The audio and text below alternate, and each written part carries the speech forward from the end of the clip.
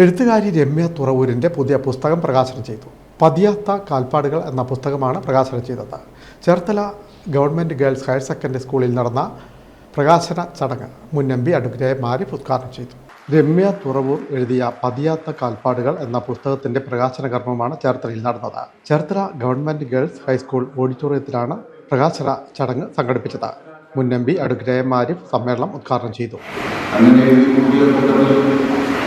കേരളത്തിലെ പ്രമുഖരുടെ പ്രസാധകർ ഇന്ത്യയിൽ നിന്ന് ബുക്ക് പ്രസിദ്ധീകരിക്കാനിടയായി എന്നുള്ളത് അഭിമാനകരമായ ഒരു കാര്യമാണെങ്കിൽ വേദിയിലിരിക്കുന്ന മഹത്വ്യക്തികളുമായി താരതമ്യം ചെയ്യുമ്പോൾ ഒരു പുസ്തക പ്രകാശന ചടങ്ങിലെ ഉദ്ഘാടകനായി ഒരു വലിയ പ്രസംഗം സാഹിത്യ സമ്പുഷ്ടമായി പറയാനുള്ള കഴിവുള്ളാണെന്ന് എം ആർ രേണുകുമാർ പുസ്തകം പ്രകാശനം ചെയ്തു.